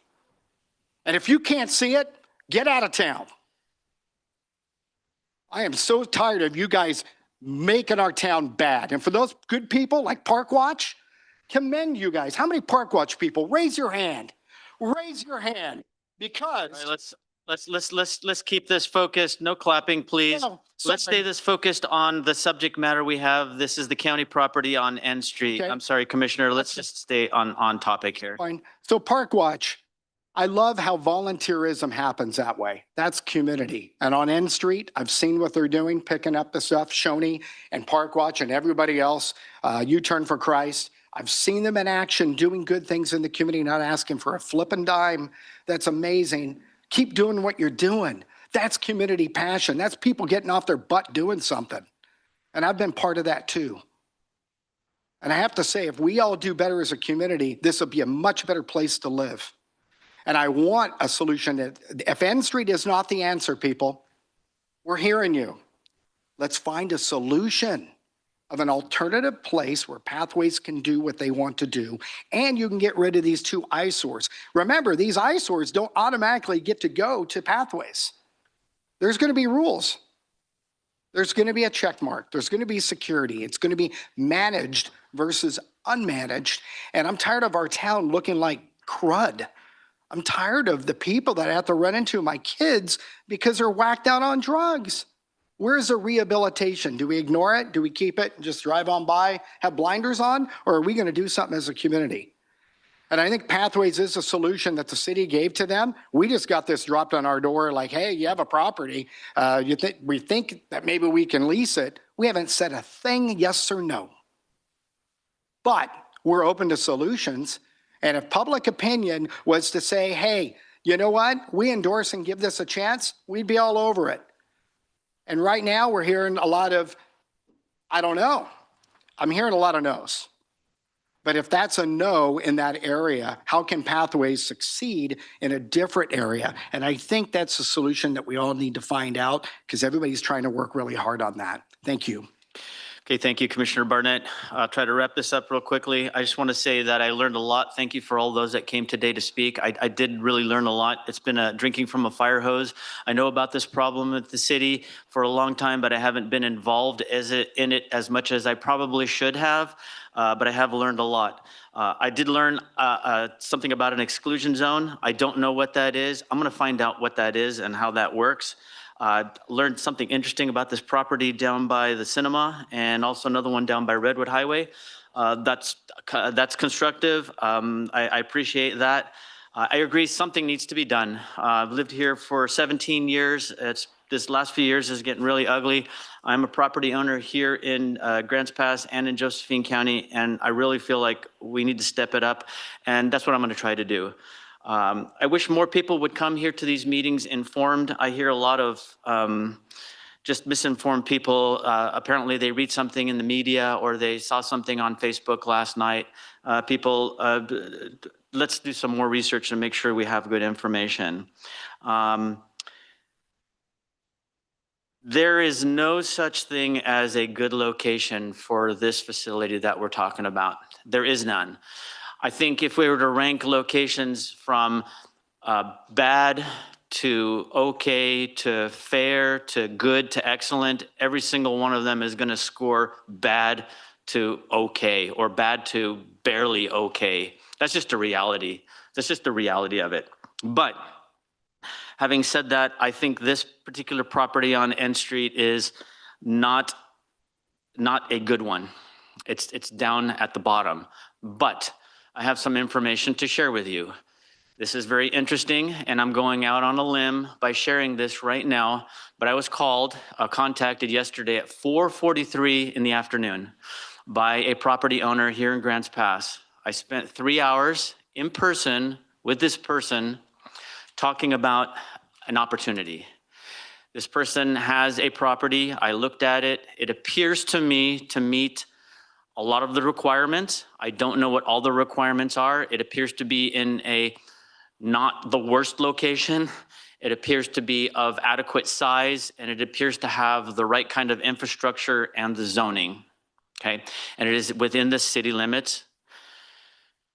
That's all I want to say right now in regards to the property. The owner has not given me permission to go ahead and disclose it. I asked him, we need to know right away. I asked him to get back to me in no longer than 2 weeks, okay? Is this a viable option? I don't know, but it's something that came to me just yesterday. I am optimistic. I'm not saying that this is the answer, but I am optimistic, okay? I'm putting my neck out by putting this out into the public right now because I understand that if this goes south, I will have lost some respect, I think, and some respect in the community. But I think it's worth it. I think it's worth to wait another week or two because, like I said, this could be a good property. If it isn't, all we would have lost is a couple of weeks. So I would request my colleagues here to afford me some time to do some research on this property and come back to you with either the property owner with an idea or a proposal. And if that does get traction, then that would be a great thing. If it doesn't, then we would have to look to alternatives. So that's all I have to say. Discussion still? Yeah, totally. What are your thoughts? I'm just blown away. See, when we all think together what contacts we have in this town, we all have contacts. I just think that's great. I'm excited that if N Street seems to be an overwhelming no, is what we're hearing, okay? But we want a program like Pathways to do something about it. That is what we need. So I'm really excited to hear more. I know that you said you can't disclose, but putting that out there is hope. And I want to be very, very clear that this is not a good, great, fair, or fantastic location. I'm saying that this is better than the one we're talking about right now. So in other words, I don't want people to get their expectations. Oh, wow, we found these hen's teeth out in the back someplace that nobody saw or found, and it's going to affect nobody, and everybody's going to give us the thumbs up. It's not that. It's not that, because that property does not exist. It does not exist. But I think this one is better. So that's all I want to say to that. If you have any more comments or discussion, I'll entertain them now. If not, we'll move on the agenda. No, I thank you for the news on that. That's wonderful. No further comment here. Thank you. Okay, thank you, commissioners. With that, we'll move on to agenda item number 9. This is the approval of the consent calendar. This consists of the minutes, which the draft minutes are available for viewing in the board's office, the EMS Advisory Committee meeting, July the 9th, the Local Public Safety Coordinating Council Advisory Committee, known as LIPSIC, August 7th meeting, the administrative workshop from October the 7th, the WBS from October 9th, the general discussion from October the 13th, the land use hearing from October the 13th, the administrative workshop October 14th, and the board journal from September 2025. I'll make a motion to approve the consent calendar. I'll second that. Okay, any further comments? No? Hearing none, please call the roll.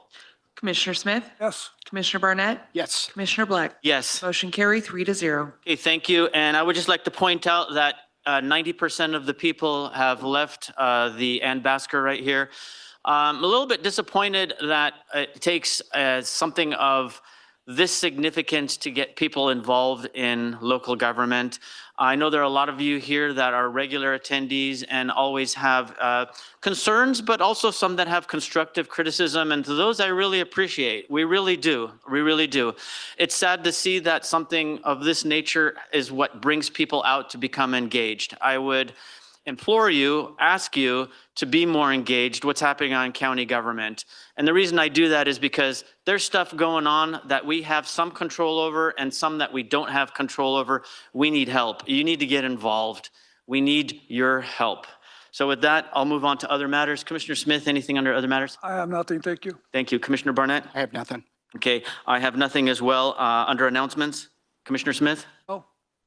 Commissioner Barnett? Yes. So 4-H open enrollment's going on now. I'm on the Josephine County Extension Advisory Council. Open enrollment is going on right now. Encourage everybody to check it out. I've got the information if you want to reach me directly.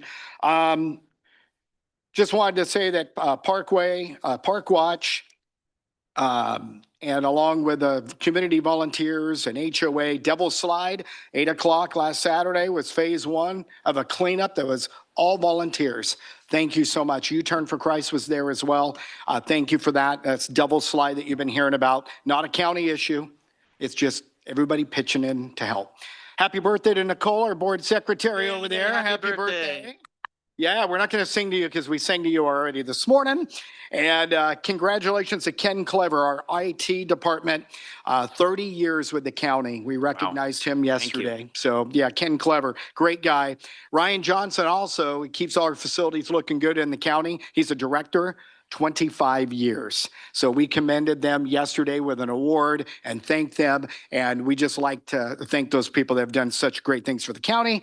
And then lastly, Fall Festival, Fall Family Festival used to be at Parkway Christian Church right over here. They take up the whole block and do a whole free festival for kids and everybody. It's free, candy galore. It's been moved to the new River Valley Church location. It's not open yet, but the YMCA has partnered. So I met out with Brad Converse yesterday, the YMCA and River Valley Church doing a free fall festival, family oriented. Come and get free stuff. They're doing that 5 to 8 on Halloween night, and that's going to be next Friday. And with that, just want to say thank you for getting involved in your community. Thank you. Okay, thank you. So as the announcements, I always make them, I think almost every weekly business session. You get 3 minutes and 3 minutes to speak at this WBS. That's the rules. That's how we run our meeting. But guess what? I have a phone and I have an office. If you have a concern, give me a call. I'm very approachable. I have an office. Come down, talk to me. And I don't mean just me. My colleagues, I believe, feel the same way. Come down and talk to us. Give us your suggestions. Give us your ideas. Hopefully we can make together Josephine County a better place. And with that, I look outside and I see a beautiful fall day, and I wish everybody a good afternoon. Thank you.